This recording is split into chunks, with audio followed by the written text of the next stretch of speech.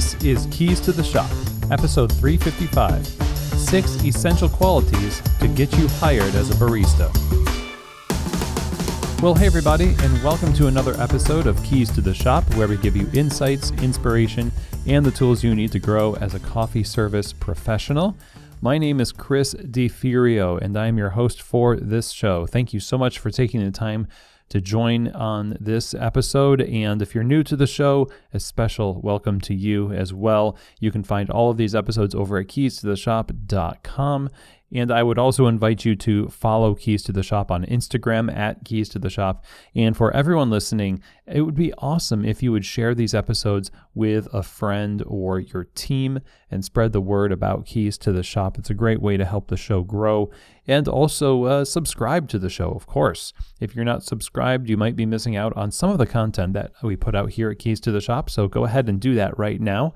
Now, Keys to the Shop also offers consulting and coaching for you and your business through, you guessed it, Keys to the Shop Consulting. That's where you get to work directly with me to either start your coffee business off on the right foot or take your existing coffee shop, your cafe, and really level it up in its operations, people, and quality, whether that's through remote consultation and coaching or on-site training and cafe assessments. There's a lot of ways that we can work together, and I would love to talk with you about that. So all you need to do to schedule a free discovery call is email me, Chris at keystotheshop.com. That's CHRIS at keystotheshop.com. And we'll talk in detail about what you've got going on and how Keys to the Shop Consulting can help you. Again, that email for Keys to the Shop Consulting, Chris at keystotheshop.com. Now, I just mentioned leveling up the quality of your product, of your cafe, and one of the ways that we are able to produce amazing and consistent products for our customers has to do with the kind of technology that we use to make our coffee in the first place. That's why so much attention is paid to the kind of machines we put in our shop. One of these machines that I think is really changing the game for coffee is the Ground Control Cyclops Brewer from Voga Coffee. The Ground Control Cyclops Brewer uses its SCA award-winning technology to give you ultimate control over an incredible range of flavors in your coffee. You can customize these extractions to pull things out from your coffee that you never thought possible before. And it's so consistent, intuitive, easy to train your staff on. The machine looks amazing as well. And this is the kind of thing that I think really, again, is revolutionizing what we can expect from batch brew coffee in a coffee shop. And not only is it a batch brewer, but it also can make tea, batched iced lattes, batched cold brew. So go check them out over at groundcontrol.coffee for more information. And again, if you're looking to upgrade the quality of your coffee and improve efficiency on your bar and look good doing it, then I definitely think you need to look into getting a Ground Control Cyclops Brewer for your cafe. Again, visit them at groundcontrol.coffee. As a service industry people, in hospitality, one of the things that we have to think about are the different varieties of customers that come into our doors. And when we're talking about menu options, we have to talk about people who either have sensitivities to things that we serve or just plain old preferences and choices for what they take in. And that's why the plant-based beverage market is so huge in specialty coffee. And that is why it's so important to have the best options on your bar. And I believe the best option is the Barista series from Pacific. Now, this is the line of plant-based performance beverages that is created for baristas and approved by baristas, literally used by coffee professionals before it hits your shelf, so you know that any of their extensive lineup will stand up to the heat from steaming, produce amazing texture for latte art in your beverages, and the balance of the final drink is going to be focused on the coffee and not overwhelming in one direction or the other. So to get samples in your store and try these as soon as possible for yourself, visit pacificfoodservice.com.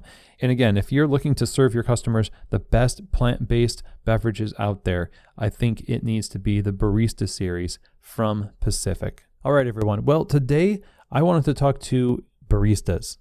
People who are working as baristas right now and want to apply for a place where it might be competitive to try to get into.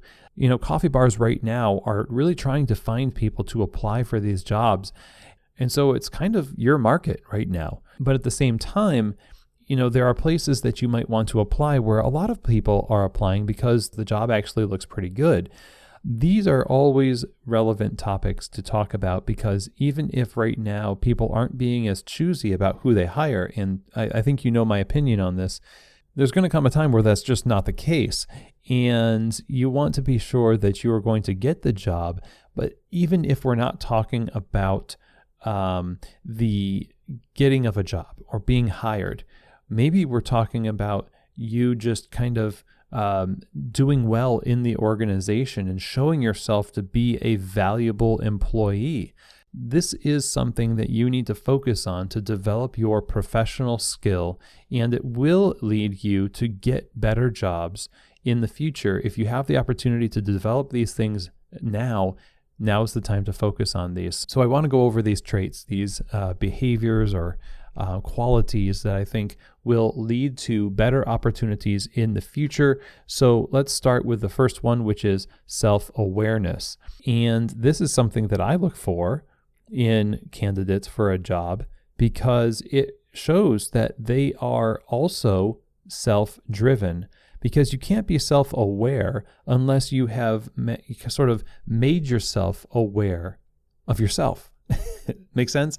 So yeah, at some point in your professional journey or in your life journey, if this is one of a few jobs that you've had and you don't have a lot of experience, you still have the opportunity to develop self-awareness as a person. And so you can demonstrate that self-awareness through the way that you communicate to people about yourself and your experiences and any lessons that you've drawn from circumstances in your life, whether they are personal or professional. It will leave an impression on somebody who is looking at you as a candidate for a job, and they will then kind of carry that with them. And what you're trying to do really is cut through the noise. Everybody's practiced at getting hired or hiring. They have the questions that they want to ask, and you have the answers you want to give. And it's this dance where everyone's kind of tuned out. And to me, what I think really your goal should be is to stand out in the right ways, to almost answer the question that they may never ask. They might never muster the exact words, "Do you have self-awareness?" But when you demonstrate it for them without being asked to, I think it does stand out. Again, because most people are just going to put in a very minimal effort into being interviewed, especially for what we would call a quote-unquote entry-level job, like being a barista. And you might be applying for something else that's not an entry-level barista job. It could be a lead barista or a manager or something like that. And of course, in those situations, you might be more engaged. But don't make the mistake of thinking that the person who is interviewing you automatically has a positive assumption about you, right? They don't know a whole lot about you. And until you prove otherwise, you might be a liability.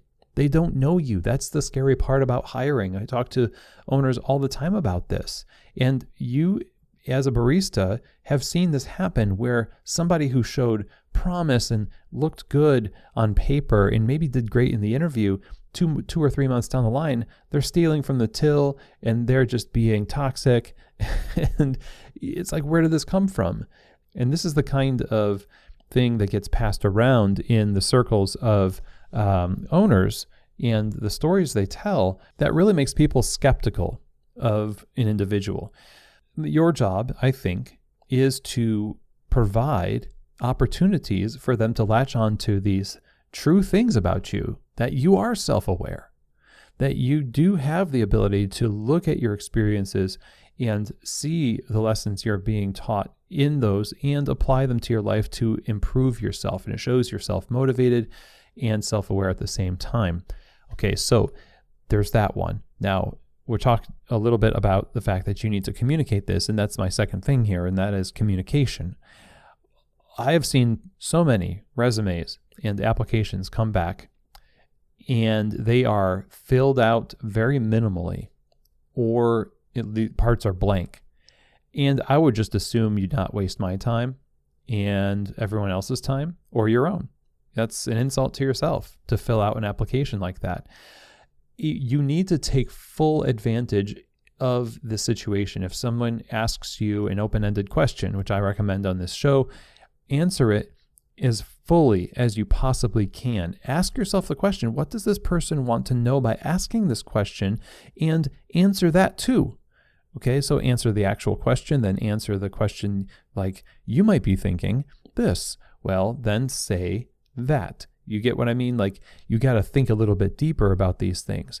Even if you don't get the job, this is a good thing to practice. At least going through this, it's almost like you're in a journey of self-discovery, right? So you need to be able to articulate different aspects about your qualities, what you have to bring to the table in terms of skills, or different layers of an answer than simply a one sentence, or even worse yet, like a yes or no answer, as if that should suffice, and just the fact that you applied should be enough for them to throw money at you and give you an apron and call you a barista. Again, this is a dialogue that's happening. Everybody is just kind of saying, who are you? Like we want to get to know you a little bit. And this is an opportunity. So you need to be able to communicate through the resume and application, add things. I've seen people add pages where that didn't exist before to resumes, answering questions that weren't asked. And those do stand out. And they went the extra mile in that case. And it was like, wow, that's really interesting. Also on communication, when you get an email back from a coffee bar, email back right away, as soon as you possibly can. Call people back. Be good on the phone. I tell people all the time, every interaction you have with this person where there's a back and forth is a tick in a box that says no, maybe, or yes. And your job as a potential hire here is to show the kind of communication that they would expect you to do when a customer calls the cafe, or if you're ever put in charge of responding to an email for somebody asking about catering, any kind of communication skill that they think they want to see in their business. You need to say, I'm going to do that in the way I communicate with them now, right? So the next thing here is curiosity and having an others focused mindset. So curiosity is sort of a outside yourself focus, and you are, I believe, in this position because you are not only a fan of coffee, but also hospitality. And hospitality is inherently other people, right? You're providing an opportunity for other people to enjoy coffee, and all of the things that you have to do as a barista to make sure that happens are innumerable, right? So your curiosity and others-focused disposition has to shine through in your interactions, in your interview with this prospective employer. Now, they're the ones interviewing you, but think about the fact that most people, when they're asked by the person in the interviewer seat, do you have any questions for us? And I've done this too. It comes down to really, how soon can I start, pay, and the basics. And those are fine. Those are fine questions. You got to know. It makes a difference in your life. You have to ask those. But why are you not asking questions about the business itself? Think about the questions that I ask people on Founder Fridays. And the fact that people who start these businesses, they rarely get people talking to them with curiosity about the founding of their business and the values and what drives you to, do what you do. And if you're curious about this business, it's going to really look good. I guarantee it. And in all of this, I don't want you to just put on airs. Obviously, I think there needs to be, some authenticity to this. Absolutely. Because people will see right through it if you're not. But being curious about the business you're about to work in, I think that should be at the base level of things. But really, a lot of people apply to coffee shops. They have no idea anything about this cafe. They're not even a customer. of the coffee bar. They couldn't even tell you what their favorite drink on the menu is. I think if you're going to apply in a cafe, you should definitely know something about that place. Why are you applying there unless you know this is a place that you want to work? Even if it's a place that you want to work and it's the only place you can apply, you still need to know stuff about it. You still need to go out there and know what they serve, know why they do what they do, and show that in the interview you actually are interested, because now your whole job is centered around being a representative of this company. You do that, yes, through making drinks and, learning latte art, and you're a part of the barista community. But really, the bread and butter of what you do as a professional has nothing to do with the barista community. It has to do with the community you're in and the value you bring as a professional to the coffee shop. That is a multifaceted role. The barista is. It's a multifaceted role, the barista job, and you are a representative of these, of this company, of their values, and you should know that ahead of time. When was the last time somebody asked an owner or a manager about, their experience? Like, how's your experience been here at the coffee shop? What was it like to open that second location downtown? Just an interesting question like that from a prospective employee would be like amazing. I almost never hear stuff like that, but it's genuine, it's personal, and it's a good sign in a lot of cases. So the next thing I want to talk about is dependability. So when we're talking about the number one thing that makes people pull their hair out as owners, it is this: dependability. Everyone's always changing their availability every week, it seems. I hear this from clients, and it's just like, oh my gosh, they put their availability in, but now all of a sudden they can't work these shifts that we actually were banking on them. We hired them with the idea that they were going to work these shifts. And I get it, life changes. But you need to have, to some degree, the willingness and dedication and maturity to accept the fact that work is something that it shapes your life. You shape your life around work. All of us do. All of us do this, okay? So if you're going to give availability to people, you got to think long and hard. Can I stick to this? And how much are you willing to be inconvenienced to stay true to what you said you were going to do? That's really, to me, this is contractual.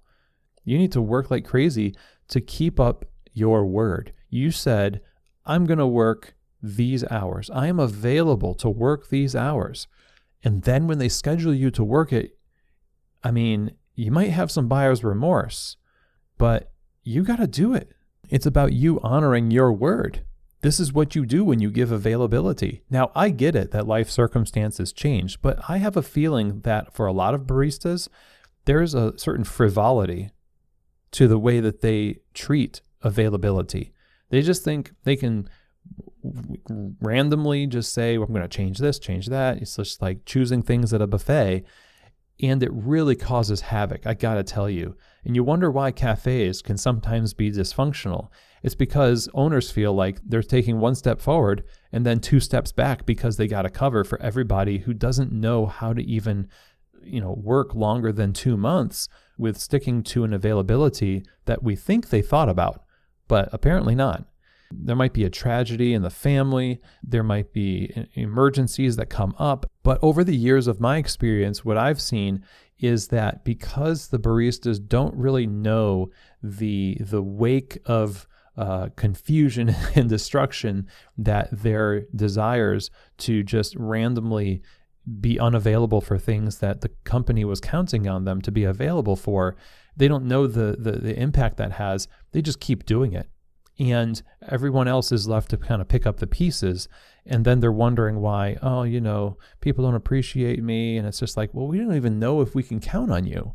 So no matter how you slice it, work is a part of your life. You have to spend time that you're not going to get back. So it's a serious thing. When you put in your availability to a job, you need to do the work to think long and hard about how you are going to stick to that as much as you can on your word.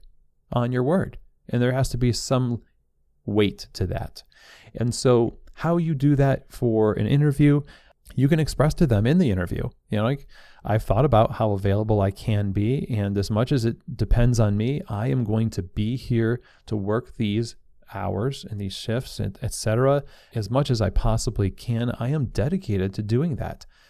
You need to have that level of seriousness, because otherwise it kind of bleeds over into other areas of your life, I think, beyond the job, where you can't really trust yourself to follow through with the things you say. And that's really not a great place to be in. Certainly in the future, if you're the type of person who's always changing things up, not really available when you said you're going to be, and it feels like you're not taking this seriously, opportunities to do cool things and have more responsibilities and make more money, probably not going to come your way. So let's talk now about work ethic. Work ethic is how you work. It's not that you work, okay? The fact that you show up at a job and you do the job doesn't mean that you do it well. You need to know the difference between the two.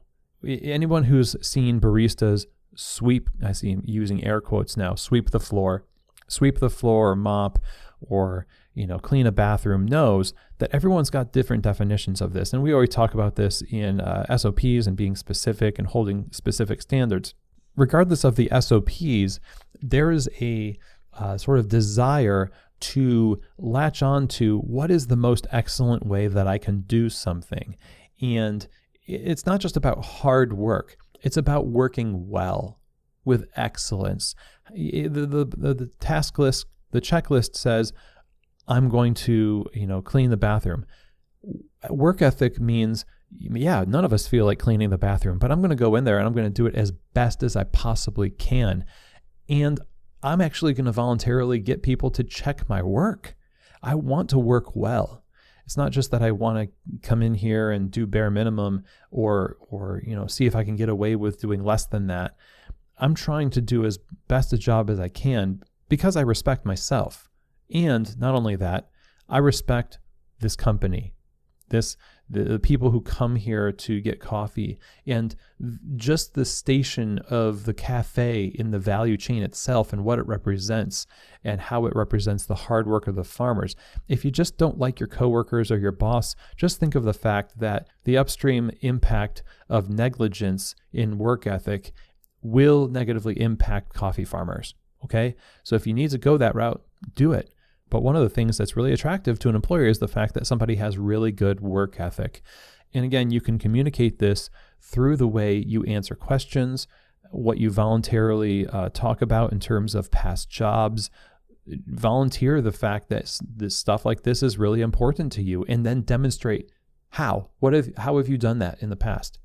I always am encouraging people who are interviewing employees or prospective employees to ask them about specific scenarios where the thing that they say they're about has been demonstrably true, because that is proof.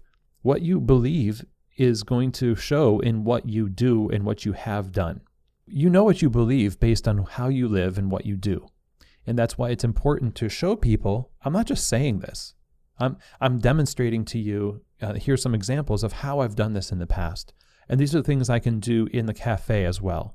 And now finally, there is the idea of flexibility.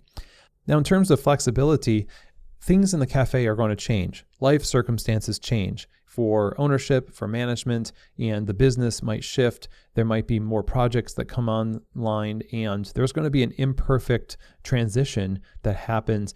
It's unpredictable what happens in the cafe sometimes. And it is the job of management and ownership to create a buffer in change and to handle these things well. There is no cafe that experiences no change. And there is no coffee shop that experiences no need for flexibility. We all have to do things that are technically not on a bullet point in the fine print of our job descriptions.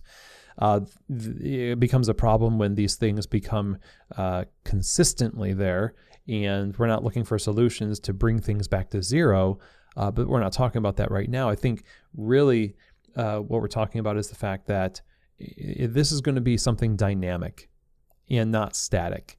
It is not going to be, if you wanted static, you'd probably just have to work in a factory in an assembly line and just put, a round peg into a round hole all day long. And even there's going to be some need for flexibility as the business needs change. And the reason why you need to be flexible is because the business is actually there serving you, and the survival and the success of the business is going to be based on the quality of the people who work in it and their ability to work with the business as it changes. And with each other as it changes. So obviously a great example of this would be the last 2 years where businesses needed to make drastic changes. And it was just, like we heard from Ryan Fisher, this was like one of the most stressful times in his life as a manager. And everybody who was working through the pandemic in a leadership role or as a barista is going to say the same thing. There's a lot of unpredictability there. But at the same time, we all understood that if we want to keep these jobs and serve each other well, we need to be able to kind of say, okay, what's going on today? We wanted to have it be predictable, but I'm flexible. I want to serve well. I know this is temporary, and we're all working to create some kind of a new normal, as overused phrase. But flexibility has always been a necessary part of creating stability. There always needs to be some give in individuals so that collectively we're not rigid and we can roll with changes that happen. And so flexibility, it really is a great quality to have, and it makes you look a lot more attractive as an employee to a prospective employer. And I want to address the fact that everything we just talked about here are things that you should look for in your employer.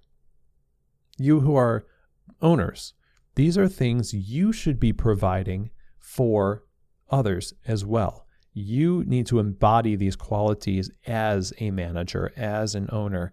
Self-awareness, good communication, curiosity within others' focus, dependability, a good work ethic, flexibility. Take everything you just heard that maybe you were kind of saying, yes, if only I could have staff like that. If only I could have people apply who are like that. That would be amazing. And then think, do I do those things? Am I that person for the employees I have now? And can employees actually see that from me? Am I dependable? Am I flexible? When I'm working, am I really working to truly create a great workplace for the employees and a great experience for the customers? How self-aware really am I? And do I do a good job of communicating these things and the vision and the values and the changes that are happening and all that stuff? So this is not just about, hey, baristas, you need to be all these things, and then, hopefully you're just going to have a perfect experience at a coffee shop. This is about both groups, leadership and baristas, embodying these qualities together. This mutuality is what makes it work. And as much as you can find an employer who embodies these things, and as much as you can yourself be these things, that's where magic happens. It's a dynamic thing, just like I was saying. It's a relationship. It's a professional relationship. And if you want a great work experience, whether you're a barista or an owner, these are the types of things that need to be in the middle of that relationship, and it's what holds it all together. So with all that said, I hope that today's episode was very helpful for you. If you have any questions, comments, or feedback from me, please do let me know. Chris@keystotheshop.com. That's also where you can learn more about Keys to the Shop Consulting. Chris@keystotheshop.com. I am so excited about the upcoming last 2 coffee fests, actually. We're just in Chicago about last week. It was a really great time, really a super good energy in the rooms, in the workshops, latte art competition where I'm a head judge. And if you are able to make it, the last shows are in Los Angeles at the end of August. And then in the fall, we're going to be capping it all off in Seattle. This is the 30th year of Coffee Fest. That is 3 decades of amazing workshops, trainings, and lectures. There is a show floor that showcases all of the most up-to-date, amazing vendors to help you build your coffee shop. There's competitions like cold brew competition and latte art. And then there's the community, of course, of like-minded professionals like yourself, just starting their coffee journey, veterans of the industry, all together under one roof, having a great time. And I hope you can have a great time with us. So go to coffeefest.com to learn more. You can use the code KEYS to get 50% off your registration when you register yourself and your team. Again, for more information, go visit coffeefest.com. And with that, that is the end of our show today, everybody. Thank you so much for taking the time to join me and learn about these qualities of a barista and just generally of being a great professional in coffee, I think. So I appreciate all of you so much. Don't forget to subscribe to Keys to the Shop, follow on Instagram at Keys to the Shop, and have an amazing day. And as always, I hope that this episode has truly given you keys to the shop.